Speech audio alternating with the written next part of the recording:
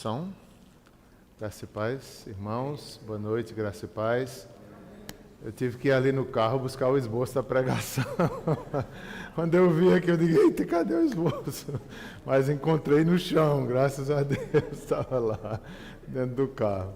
Vamos abrir a palavra de Deus em Daniel, capítulo 1.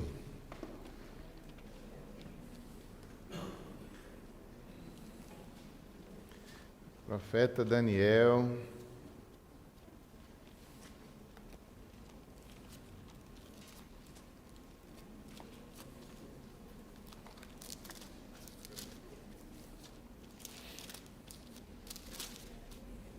Faremos uma leitura logo mais de todos os versículos desse capítulo.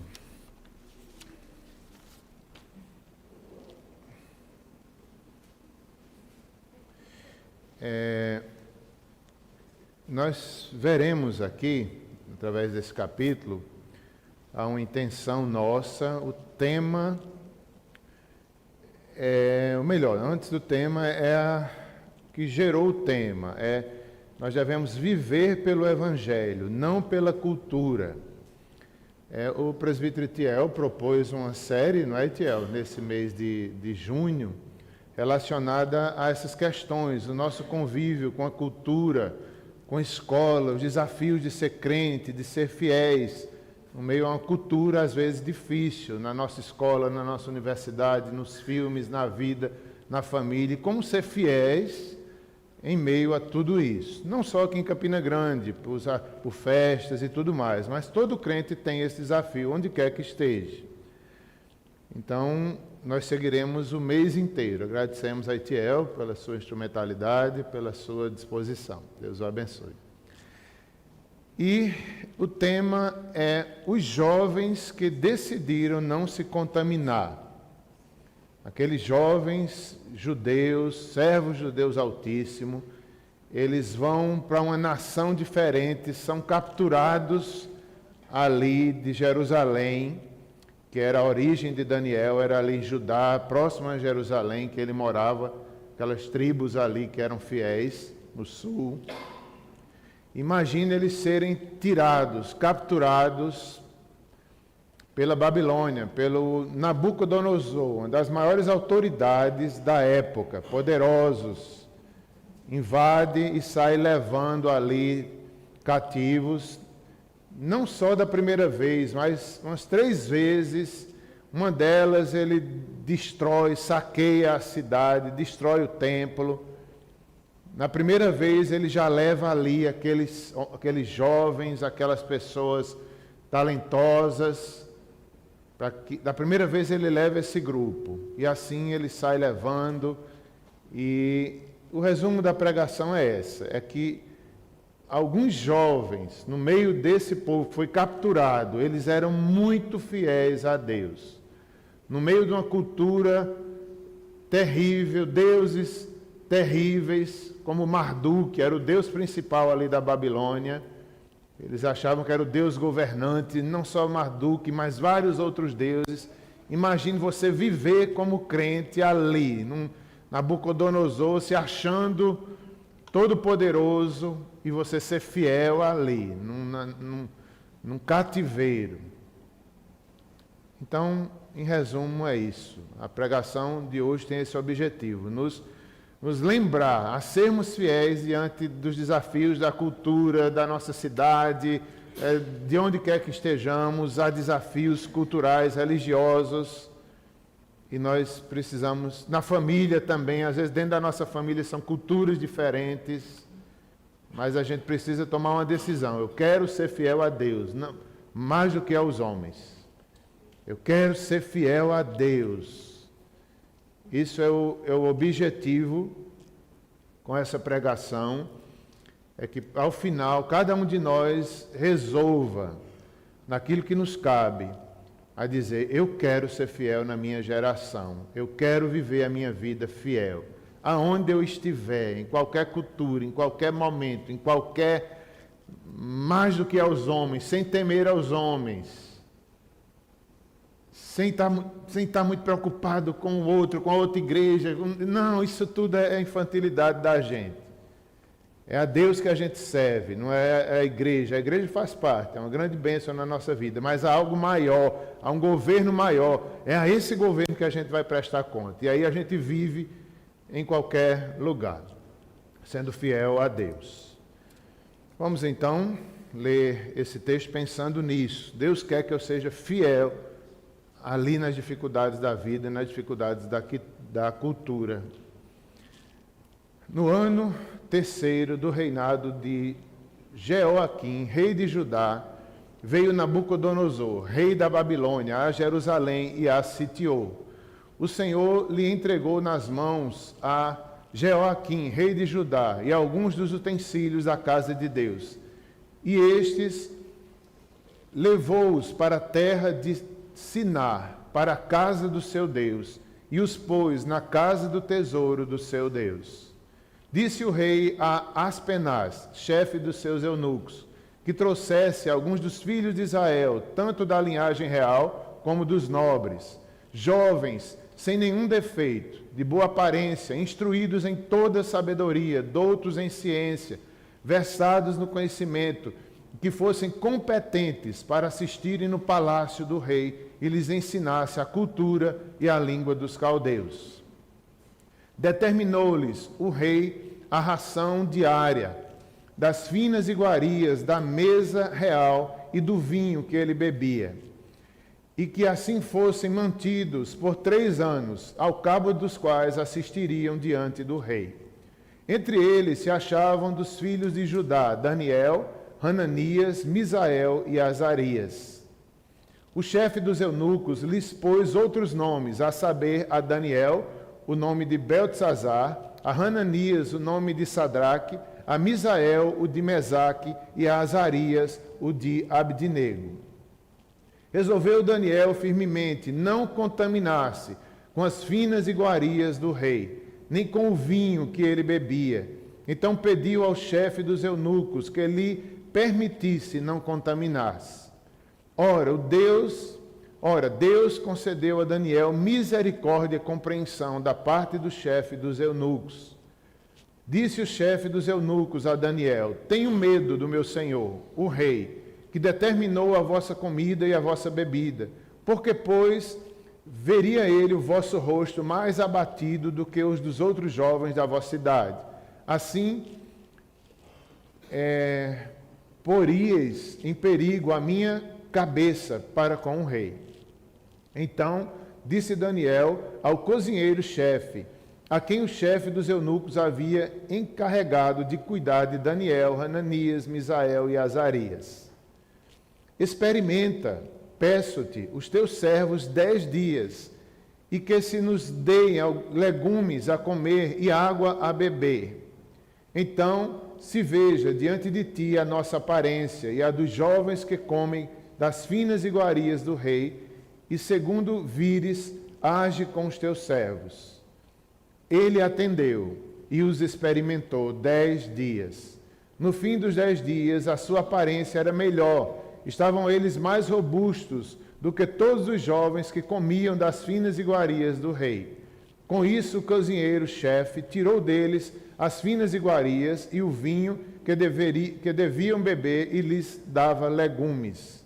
Ora, a estes 4 jovens, Deus deu o conhecimento, a inteligência, em toda cultura e sabedoria, mas a Daniel deu inteligência de todas as visões e sonhos.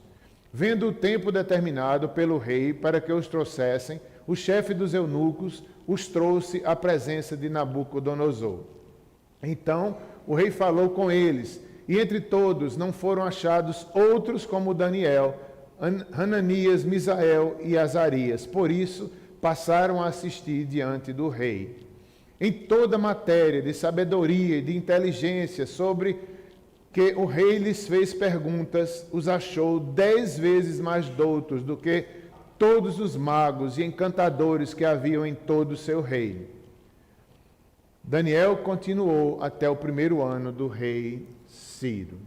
Oremos. Senhor, esse livro maravilhoso, histórico, profético, nos ensina tanto. Um povo, alguns jovens, um remanescente que foi fiel, diante de tamanhas dificuldades, tamanhas provas, mas eles conheciam a Deus e não se contaminaram. Faz isso conosco também, Senhor. Firma nossos pés, firma nossos passos, os nossos jovens, todos nós, adultos, anciãos, crianças, dá-nos uma determinação. Queremos ser fiéis a Deus durante toda a nossa vida. Nos ajuda, em nome de Jesus. Amém.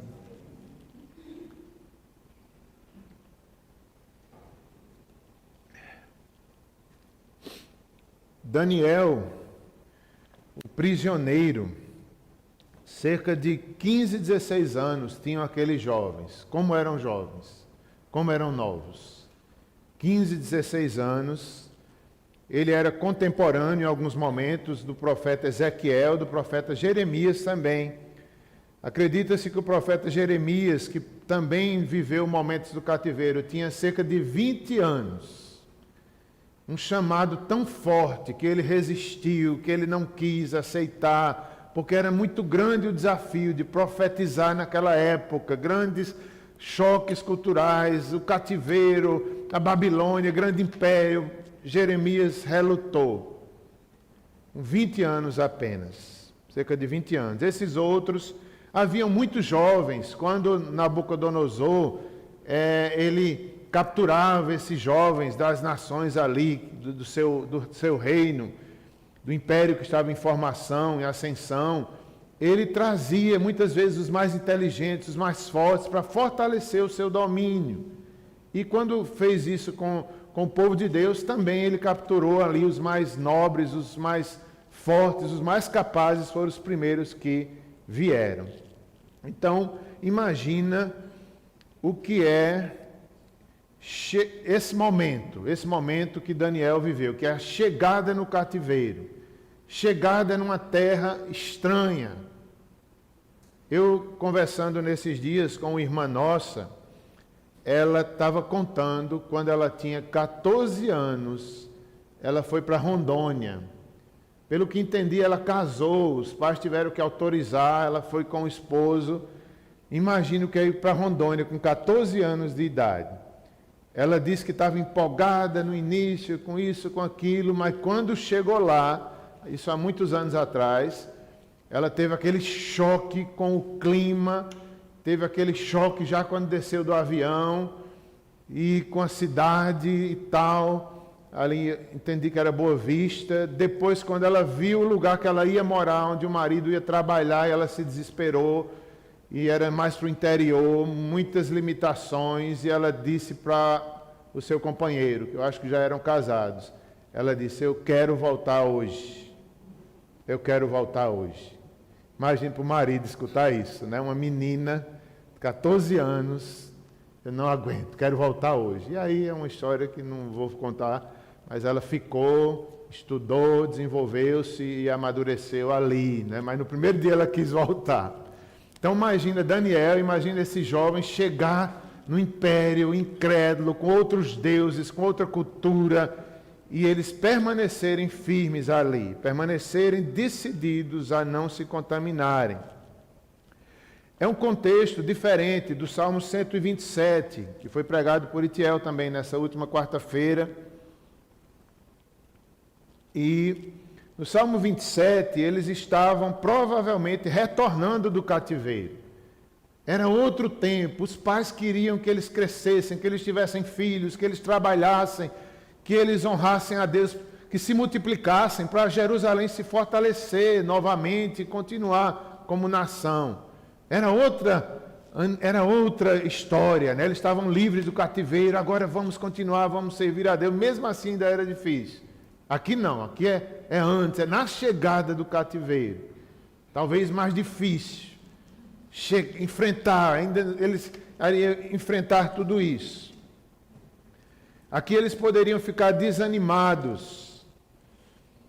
No entanto, Jeremias, que foi um contemporâneo de Daniel, ele na sua profecia, no capítulo 29, 5 a 10, ele diz ao povo que estava em cativeiro: vivam, em outras palavras, se casem, deem seus filhos em casamento, mesmo em cativeiro não desanimem, sirvam a Deus, lutem pela paz da cidade.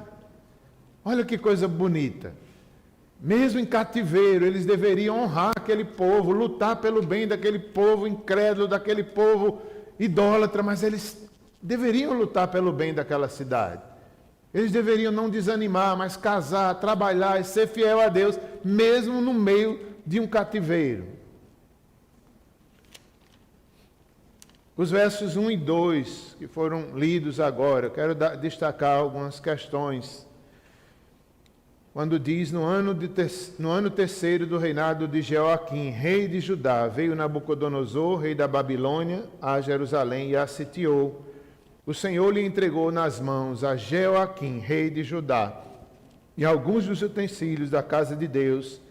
A estes levou-os para a terra de Siná, para a casa do seu Deus, e os pôs na casa do tesouro do seu Deus. Algumas questões aqui. Primeiramente, que foi o Senhor que fez isso. O livro de Daniel nos mostra o governo de Deus entre as nações. É Deus que governa as nações, é Deus que governa Daniel. É Deus, ainda hoje, Ele governa todas as nações, mas Ele governa a sua vida em particular. Isso é maravilhoso aqui no livro de Daniel. Deus que reina, rei não faz o que quer, governos não fazem o que querem. Há um Deus, só acontece na terra aquilo que Deus permite. Essa é a primeira lição aqui do livro de Daniel. Foi o Senhor, diz o versículo 2, que entregou nas mãos de Nabucodonosor, o rei de Israel. Foi Deus, por causa da desobediência, por causa da incredulidade. Eles precisavam passar pelo cativeiro. Foi Deus. Deus domina, Deus faz todas as coisas, usa governantes, usa o sofrimento, usa situações difíceis, usa o cativeiro, mas para cumprir o seu propósito. Isso é a soberania de Deus. Foi tão triste, tão forte aquilo que Deus permitiu, que até os utensílios da casa de Deus, nós não sabemos quais. Não fala na arca aqui, mas em alguns momentos até a arca foi roubada, foi levada de Israel. Aqui não sabemos, mas alguns utensílios da casa de Deus, ele levou e colocou ali no templo pagão, idólatra. Os utensílios da casa de Deus verdadeiro, do Deus Santo, foram parar no templo idólatra. Era como se Nabucodonosor, certamente ele acreditava que o Deus deles era maior do que o Deus de Israel, e não era. Era um Deus frágil, o Marduk, e eram vários outros deuses, deuses para isso, deuses para aquilo, e no meio ele colocou os utensílios do Deus verdadeiro. Tudo isso o Senhor permitiu. Na casa do tesouro do seu Deus, diz o versículo 2. Nós vemos aqui a mão soberana de Deus em assuntos do Estado, quanto na vida de indivíduos. Nações e pessoas não fogem ao governo divino. Situações individuais, coletivas, de nações, nada foge ao governo de Deus. Nessa época, Nabucodonosor aprendeu que o Altíssimo tem domínio sobre o reino dos homens e o dá a quem quer. Está em Daniel 4:32. Essa expressão Altíssimo é riquíssima. O Deus que governa tem domínio sobre todos, não há como ele é Altíssimo, Todo-Poderoso, não há outro igual. Nós somos imagem e semelhança dele, mas bem pequenos nós somos, principalmente depois do pecado. Ele é santo, ele é grande, igual a Deus não há. Nós devemos reconhecer essa soberania, esse governo, esse poder. Tudo coopera para o bem daqueles que amam a Deus. E Nabucodonosor teve que aprender. Ele se achava o todo-poderoso, naquela árvore, que as aves faziam ninho. Era aquela árvore que representava ali o seu domínio. Ele teve que comer capim. Ficou como louco para aprender que é Deus que governa. Deus governa, nós temos que ser humildes, nós somos apenas seres humanos. imagem e semelhança de Deus, dependentes dele, devemos viver fiéis a ele, fiéis ao nosso Deus, porque ele domina. Abraão aprendeu e proclamou isso em Gênesis 18, 25. Abraão chamou o Senhor de juiz de toda a terra. Juiz de toda a terra. O rei Ezequias orou: tu somente és Deus de todos os reinos da terra, segundo Reis 19, 5. O pastor Hernandes, falando sobre o livro de Daniel, ele disse que aqui no livro de Daniel nós encontramos uma juventude corajosa. Uma juventude corajosa encontramos aqui no livro de Daniel. Como nós queremos isso, Moisésinho? Está ali olhando para mim. É um jovem, né, Moisésinho? Jovens crentes, Moisésinho, fiéis, corajosos, na escola, na família, que amam a Deus mais do que tudo. A gente encontra aqui em Daniel. Jovens com 15, 16 anos que conheceram a Deus, amavam a Deus e eram fiéis a Deus. Que coisa maravilhosa. Pastor Hernandes diz que encontramos aqui uma juventude corajosa. Encontramos aqui vida acadêmica, fiel a Deus. Esses jovens, eles eram inteligentes, capazes em toda ciência, toda sabedoria. Eram jovens que, aqueles que eram escolhidos pelo rei, eram dezenas e dezenas. Os melhores que tinha na terra vinham para ali, mas o texto vai dizer que esses servos de Deus não tinham iguais a eles. Eles eram 10 vezes mais sábios do que os outros.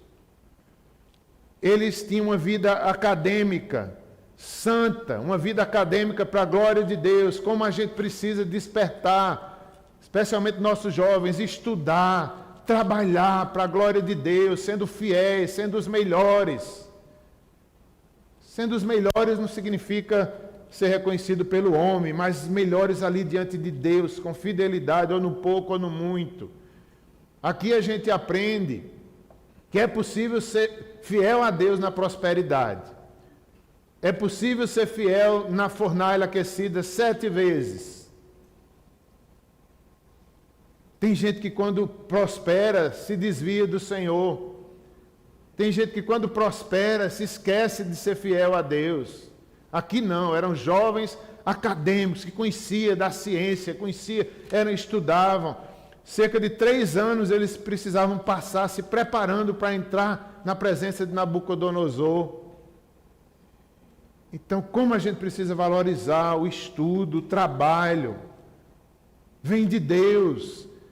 Eu conheci algumas pessoas, eu estava me lembrando hoje, uma delas foi em Manaus, um senhor, pastor, posso até dizer o nome dele, pastor Raimundo, da igreja lá que eu visitei.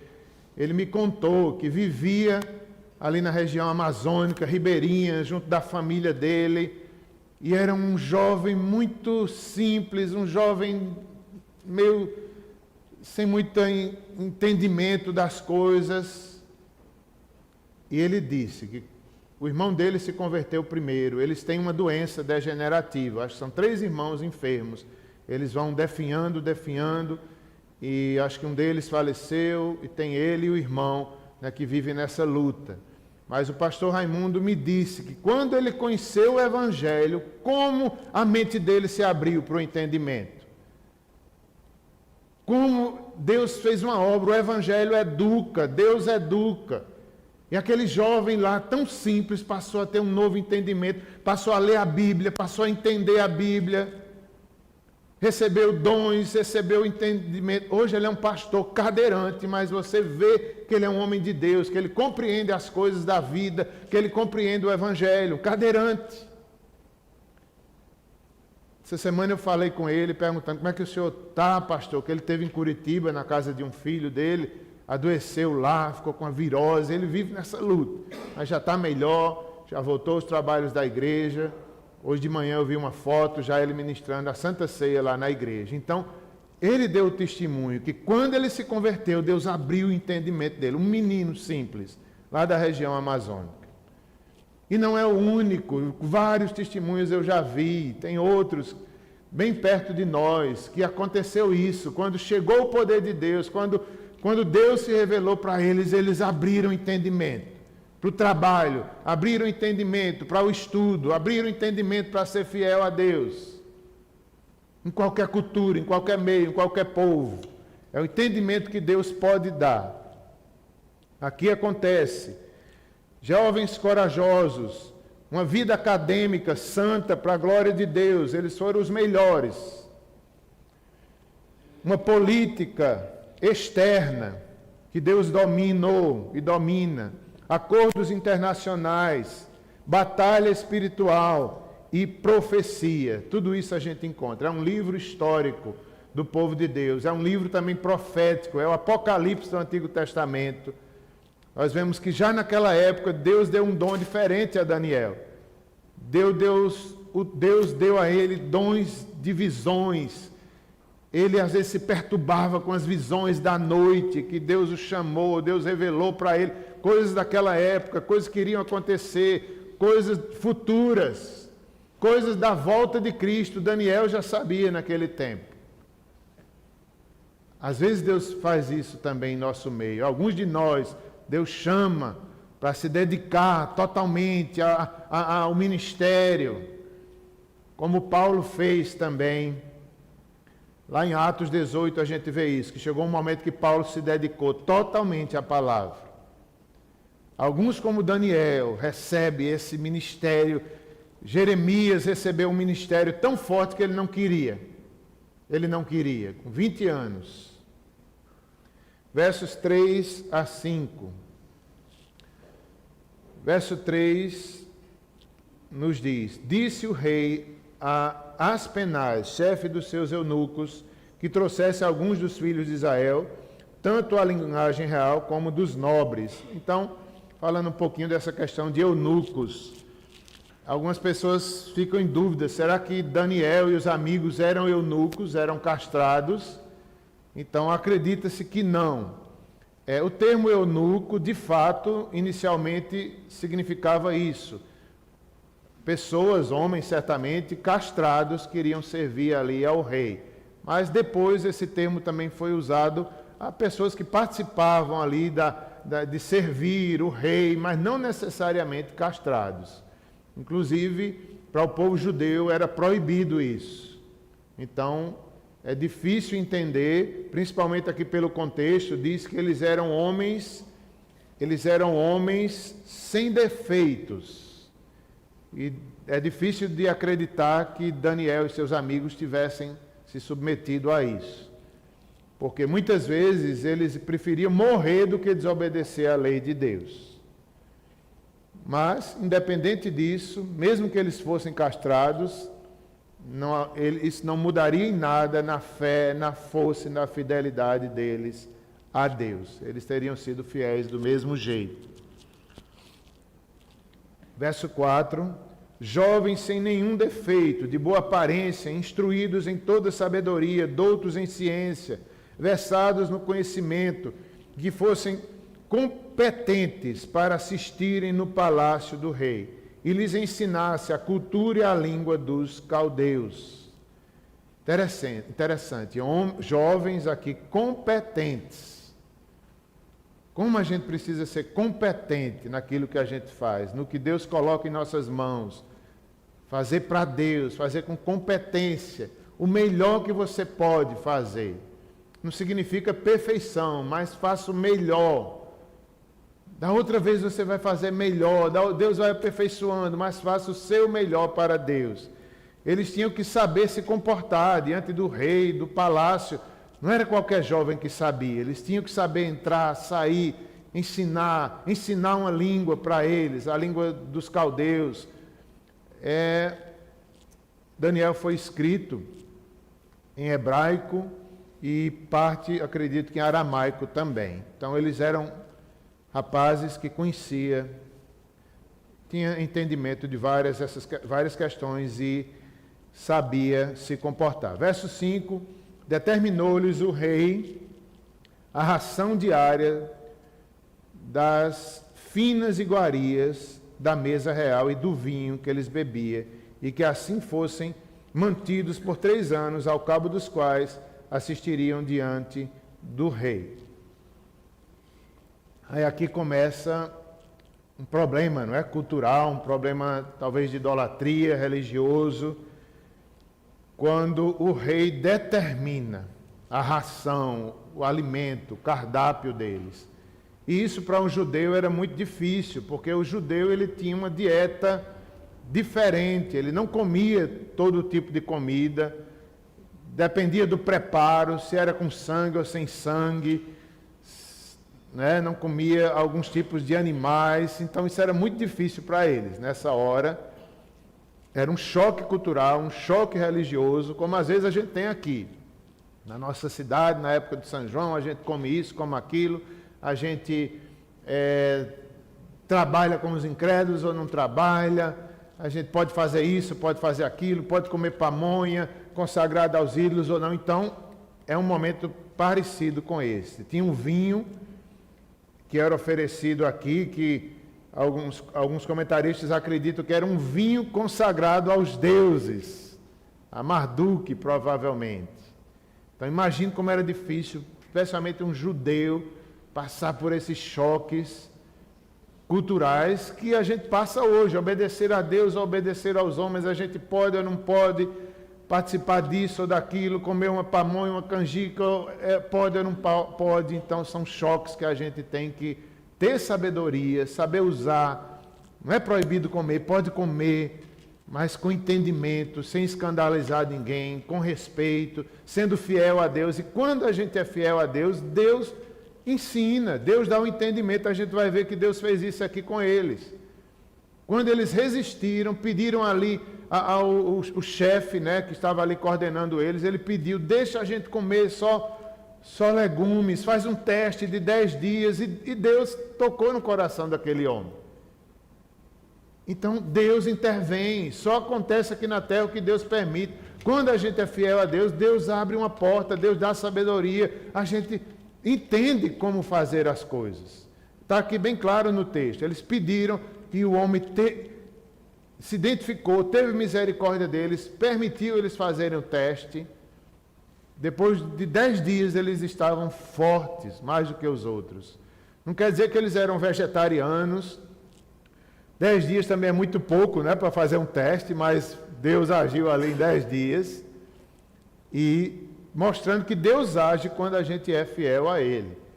Deus sempre abre uma porta, Deus mostra. Às vezes a gente sofre na cultura, às vezes, mas tem hora que a gente tem que dizer não. Tem hora que é melhor ser fiel a Deus do que fiel aos homens. Eles tinham lá as iguarias da mesa real.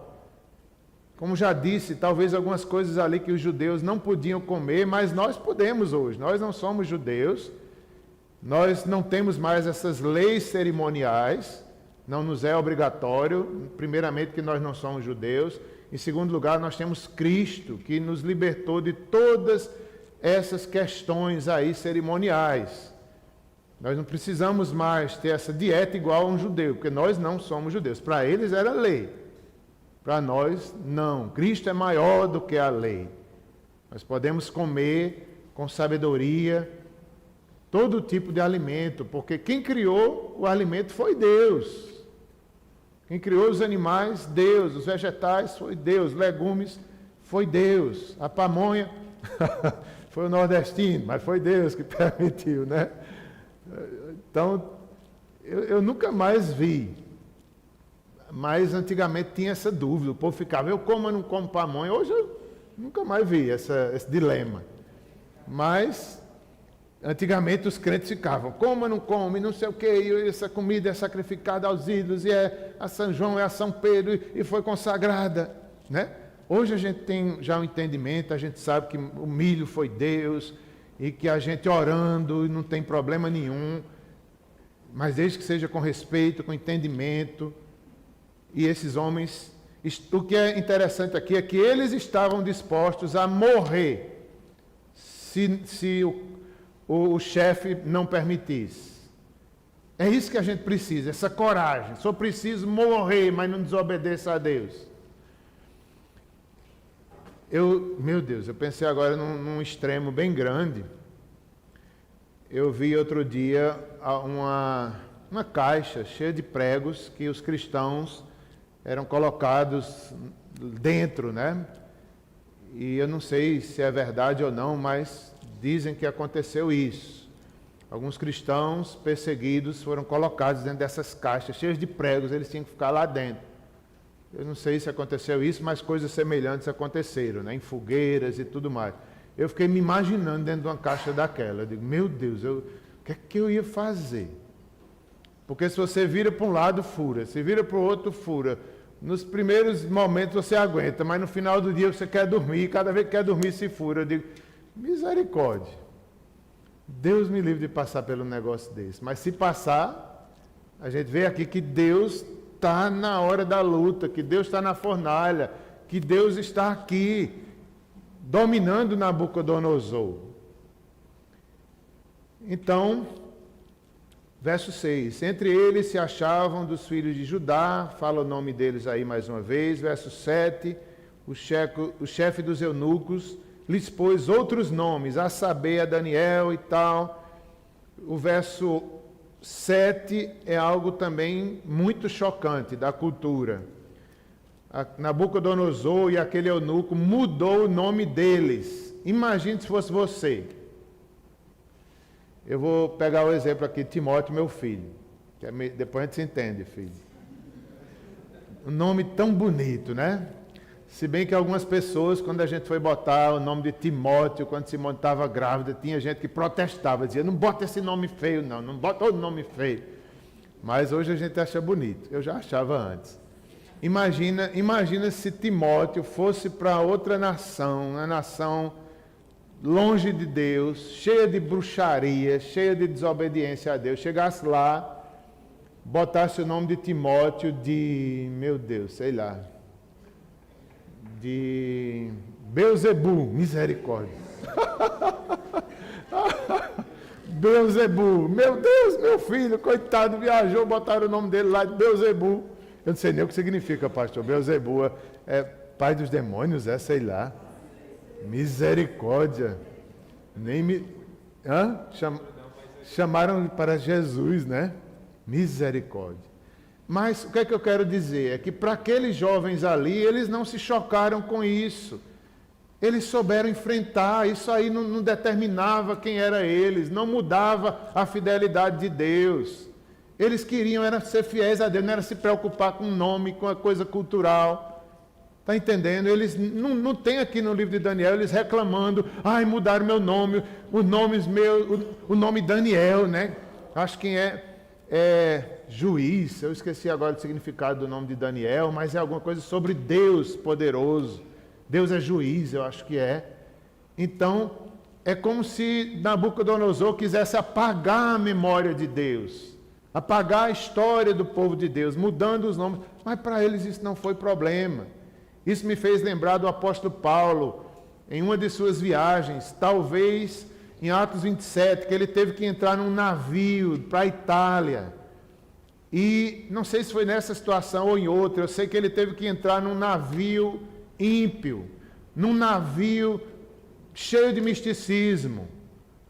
E para Paulo era tranquilo, Deus governa todas as coisas. Se fosse a gente ficava, eu mesmo não vou nesse navio, esse navio não é de Deus.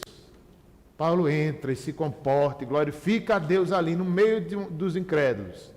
Como a gente precisa saber viver em lugares difíceis, em culturas difíceis. Não é fácil. Não é fácil, mas Deus nos ensina a nos comportar e a ser fiéis a Ele e entender essas questões culturais também e não tropeçar nessas pequenas coisas. A gente, às vezes, uma pequena coisa, a gente se escandaliza, passa uma semana sofrendo por causa disso. Gente, Deus é maior do que essas questões culturais. Esses jovens aqui foram mudados o nome. Nomes terríveis colocaram neles, mas eles continuam sendo fiéis a Deus.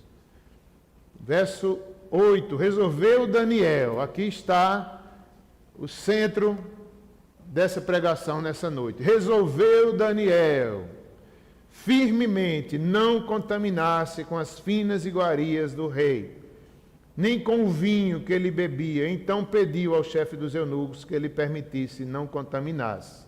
Pronto, aqui está. Resolveu Daniel, não contaminasse. É isso que a gente precisa fazer hoje. Não vou negar a Deus, não vou me contaminar, não vou desobedecer a Deus, seja onde for, seja onde quer que a gente trabalhe, onde quer que a gente esteja, em qualquer país do mundo, não vou, mesmo que viessem fornalhas, mesmo que viessem perseguições. A gente precisa ter essa determinação. Eu não quero negar a Deus, eu quero ser fiel, mesmo que eu tenha que morrer. Eles sabiam que eles poderiam morrer. Até o chefe aqui disse, se eu desobedecer, eu posso morrer. Até o chefe aqui falou. O chefe ali dos eunucos. Ele sabia que se o rei soubesse, né, que ele estava facilitando ali o cardápio deles, ele, o chefe mesmo, poderia ser morto. Quanto mais Daniel e seus amigos. Ele resolveu firmemente. A gente precisa ser firmes. Homens firmes, mulheres firmes, jovens firmes, anciãos firmes. Pastor Érico, permita-me, essa semana ele visitou a irmã Zuleide, não é? Idosa da nossa igreja. E pastor Érico postou alguma coisa dizendo assim, que a vida da irmã Zuleide nos inspira, né, a terminar bem, a sermos idosos fiéis ao Senhor. E é verdade, Nós devemos querer ser fiéis até o fim, até a terceira idade, até o último dia da nossa vida. Fiéis a Deus, não é ao homem, não. Não é a igreja presbiteriana, não. A igreja presbiteriana é uma bênção, mas é bem menor do que Deus. Deus, a gente tem que ter Deus no centro da nossa vida, firmemente. Eu quero amar, eu quero servir a Deus, aonde eu estiver, quando ninguém estiver vendo, na hora de decidir o certo e errado, escolha pelo certo, para a glória de Deus. É ser fiel a Deus, quando você está sozinho. Esses rapazes eram assim. Verso 9, Deus concedeu a Daniel misericórdia e compreensão da parte do chefe dos eunucos. Eles eram jovens, fiéis e consagrados, santos. Aqui no livro de Daniel nós vemos que esses jovens eram santos, de oração, de jejum. Eles estudavam e amavam a palavra de Deus. Nós devemos ser assim também, amar a santidade, amar a oração, amar o jejum, amar o estudo da palavra. Sabemos que eles eram um remanescente fiel. Tantos jovens ali escolhidos, trazidos, mas eles eram um pequeno grupo fiel a Deus. Pelo menos é o que sabemos. E quando a gente olha para a história do povo de Israel, nós vemos quanta desobediência. Israel, povo de Deus, chegou a fazer pecados que até os incrédulos se admiravam. O povo de Deus fez isso. Mas sempre havia um grupo fiel, sempre havia o remanescente fiel, aqueles que eram fiéis a Deus, que levavam as promessas de Deus. Imagina que coisa séria. O povo de Israel desobedeceu muitas vezes mais do que os incrédulos. Fez coisas piores que as nações vizinhas se admiravam. E Deus usa a Síria e a Babilônia para ser chicote para Israel. Que vergonha. O povo santo do Senhor, o povo que recebeu revelações, o povo de Deus é pior do que os incrédulos. Lamentavelmente. Mas havia um remanescente fiel. Do mesmo jeito hoje na igreja. Nem todos que são crentes são fiéis. Que tristeza. Que tristeza. Nem todos que vão às igrejas do Brasil inteiro, presbiterianas, vamos falar de nós, né? Deixa os outros com Deus. Nem todos que vão para as igrejas presbiterianas do Brasil inteiro são fiéis. Que tristeza. Mas há um remanescente, só Deus sabe quem é fiel. Há alguém, há jovens fiéis, há idosos fiéis, há crentes fiéis. Nós não sabemos quem. Nós não sabemos quem, lamentavelmente. A igreja, a gente vê isso na Bíblia, ali no livro de Apocalipse, nos primeiros capítulos, quando Jesus fala às igrejas da Ásia Menor, nós vemos que havia naquelas igrejas um remanescente fiel, as igrejas de Apocalipse. Deus repreendia, Deus elogiava, mas no meio daquelas igrejas, todas as 7, havia um grupinho fiel.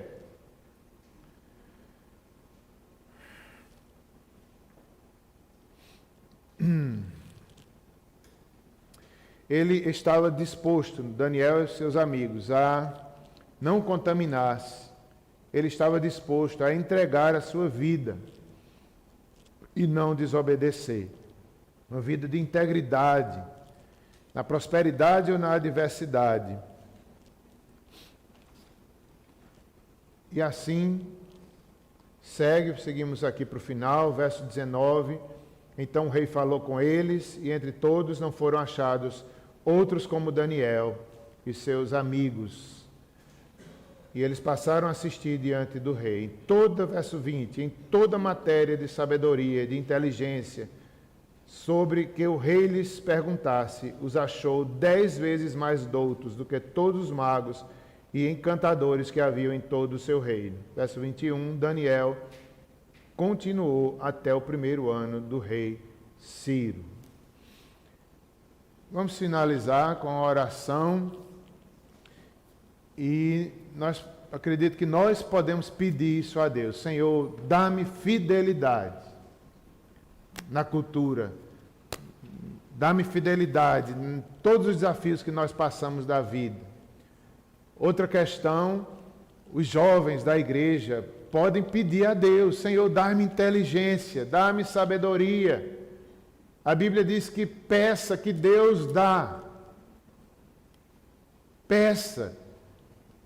Converse com Deus, diga, Senhor, me ajuda a trabalhar para a Tua glória, me ajuda como Tu ajudasse aqueles jovens ali, distante de casa, eles fizeram o melhor que podia, mesmo no cativeiro. Se fôssemos, talvez nós, o que era que a gente fazia? Eu mesmo não vou trabalhar para esse povo idólatra, eu não vou enricar ninguém idólatra. Não, o profeta Jeremias disse, trabalhe pelo bem da Babilônia. Faça o seu melhor, mesmo que seja dentro de um lugar terrível. Então, que os jovens, os adolescentes, nessa noite digam, Senhor, me ajuda a entender isso. Eu quero trabalhar para Ti, eu quero fazer o melhor na minha profissão. O que Deus colocou na sua mão, faça. Ah, não está bom, mas Deus vai aperfeiçoando, faça a primeira vez. Ah, não ficou bom, mas vá orando, Deus vai aperfeiçoando. Não significa grandeza, riqueza, poder, mas é o melhor de Deus na sua vida. Pode ser algo bem simples, mas é o melhor de Deus para você. Não se impressione com grandeza, com poder, ou com aparência humana, ou com ser destaque. Não é isso que nós estamos falando. É faça o melhor, pode ser algo muito simples, mas faça com fidelidade, seja fiel a Deus. É isso que conta, é isso que é importante. Eu não vou fazer, não é? Mas eu estou com vontade de... Quem quiser oração, vem aqui para frente. Eu não vou fazer isso, porque todos nós precisamos, né? Todos nós precisamos. Mas vamos orar então, nesse instante. Oremos. Senhor, esse é nosso desejo, diante da Tua palavra, nós queremos também ter essa coragem, ter essa determinação de não nos contaminarmos com o mundo. Nos livra de sermos radicais, de sermos fanáticos, de sermos pessoas apenas preocupadas com o externo. Nós queremos ser sábios, nós queremos ter entendimento. Cristo é maior do que a lei, Cristo é maior do que os rudimentos, do que as leis cerimoniais. Nos ajuda a sermos fiéis de uma forma tão livre, tão grande que o Senhor nos permite a ser. Ajuda-nos, Senhor. Ajuda-nos também os jovens dessa igreja, não somente os jovens, mas todos nós, a entender o propósito, a fazer o melhor para Deus, mesmo num contexto difícil. Mesmo na Babilônia, eles deveriam casar, eles deveriam criar família, eles deveriam trabalhar por aquela cidade. Dá-nos essa consciência que é para Ti que fazemos, Senhor. todas as coisas. Nos abençoa, em nome de Jesus. Amém. Eu quero pedir a Neto, se for possível, cantar o mesmo cântico do início, Neto. Tudo entregarei, se for possível.